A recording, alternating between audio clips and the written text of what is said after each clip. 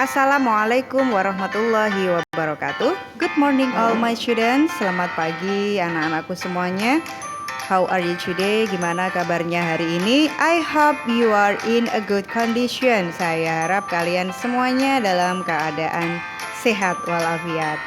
Let's say hamdalah together. Alhamdulillahirabbil alamin. Oke, di pagi yang cerah ini kita kembali akan belajar tentang English lesson, utamanya bab 3 yang akan kita pelajari ya. Dan sebelumnya marilah bersama-sama kita membaca basmalah together. Bismillahirrahmanirrahim. Oke, dalam bab 3 kita kali ini kita akan mempelajari tentang recount text. Nah, apa itu recount text? Oke. In this chapter we will discuss. Dalam bab ini kita akan mempelajari tentang the definition atau definisi daripada recount text itu apa. Kemudian the purpose atau tujuan daripada recount text itu apa. And the generic structure atau struktur teks yang ada dalam recount text. And the last one is the language feature atau struktur bahasa yang ada dalam recount text. Akan kita bahas di sini. Jadi pastikan semuanya menyimak dan mendengarkan. Silahkan kalian persiapkan alat tulis sekiranya nanti bisa kalian rangkum atau kalian catat. Oke. Definisi atau pengertian. Yang pertama tadi ya, definisi dari recount text itu apa? Nah, adalah teks yang berisi tentang cerita yang biasanya adalah pengalaman masa lalu, bisa pengalaman penulis atau orang lain. Atau mungkin bisa kita katakan bahwasanya sebuah bacaan atau teks yang isinya menceritakan kembali suatu pengalaman seseorang. Nah, mungkin kalian ketika kecil, masa SD atau masa TK gitu ya, punya pengalaman, kalian tuliskan dalam sebuah cerita. Nah, cerita itu disebut dengan recount text, seperti itu. Kemudian purpose atau tujuan daripada recount text itu apa? Nah, untuk menceritakan kembali pengalaman masa lalu, atau dalam bahasa Inggrisnya bisa dikatakan to retell the past event or experience. Sudah jelas sekali ya, tujuannya itu ya untuk menceritakan pengalaman masa lalu. Kemudian struktur teks yang ada dalam recount text, yang pertama adalah orientation atau pendahuluan, di mana dalam pendahuluan ini berisi tentang siapa, di mana, kapan peristiwa itu terjadi. Biasanya terdapat dalam paragraf awal atau paragraf yang pertama. Kemudian selanjutnya ada event atau peristiwa. Nah, dalam bab atau paragraf ini, bagian ini menceritakan serangkaian peristiwa secara kronologis. Jadi dalam bagian ini cerita atau kejadian itu diceritakan secara runtut. Nah, mulai dari awal sampai akhir. Kemudian ada reorientation atau penutup, yang mana dalam bagian ini berisi tentang penutup atau kesimpulan suatu cerita. Untuk bagian ini bersifat opsional, maksudnya adalah bisa ada, bisa tidak, tergantung dari penulisnya. Kemudian selanjutnya ada struktur bahasa. Struktur bahasa yang digunakan dalam recount text yang pertama adalah use simple past tense. Jadi menggunakan simple past tense. Kenapa? Karena berisi peristiwa di masa lalu, karena kegiatan atau peristiwanya itu sudah terjadi, maka menggunakan kata kerja bentuk past tense atau kata kerja bentuk yang kedua, verb to gitu ya. Kemudian selanjutnya ada use action verb, menggunakan kata kerja aksi. Nah, atau kata kerja tindakan. Contohnya apa di situ? Went, took, spent, broke. When itu artinya adalah pergi ya. Loh, Bu kok pergi? Karena when di sini adalah menggunakan kata kerja kedua, verb to dari apa? Go. Nah, gitu. Kemudian selanjutnya ada use adverb atau kata keterangan. Contohnya last week, last month, early ya, minggu lalu, kemudian bulan lalu dan lain sebagainya. And the last use conjunction atau kata hubung. Jadi menggunakan kata hubung. Yang biasanya digunakan itu adalah first, pertama, finally, akhirnya, in the next day, pada hari selanjutnya, and extra dan lain sebagainya. Nanti kalian akan menjumpainya ketika kalian membaca sebuah teks recount.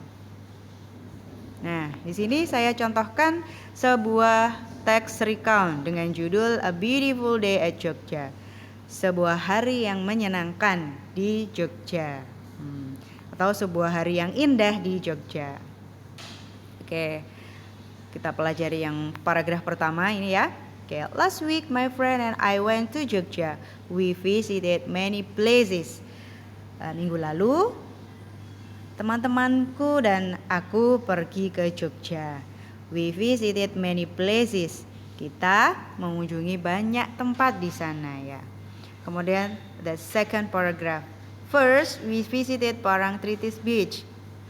Pertama, kita mengunjungi pantai Parangtritis. Nah, the sun shone brightly. Matahari bersinar dengan cerah. And the scenery was very beautiful there. Dan pemandangannya sangat indah di sana. Kemudian, we felt the wind blow across to us. Kita merasa angin itu berhembus ke arah kita. We also saw a lot of people in that beach. Kita juga melihat banyak sekali orang di pantai. There were many birds flew in the sky. Ada banyak burung-burung terbang di langit. Also, there were many sellers who sold many kind of souvenir. Juga ada banyak sekali penjual yang menjual banyak jenis souvenir. Oke. Second, kedua, we visited Gembira Loka Zoo. Kita mengunjungi kebun binatang Gembira Loka. We saw many kind of animals. Kita melihat banyak jenis hewan. There such as monkey, tiger, crocodile, snake, etc. Seperti monkey, monyet-monyet, tiger, harimau, crocodile, buaya, snake, ular, etc. dan lain sebagainya. We look around in the zoo. Kita mengelilingi kebun binatang. And also took picture of those animal dan juga berfoto dengan animal atau dengan binatang-binatang itu.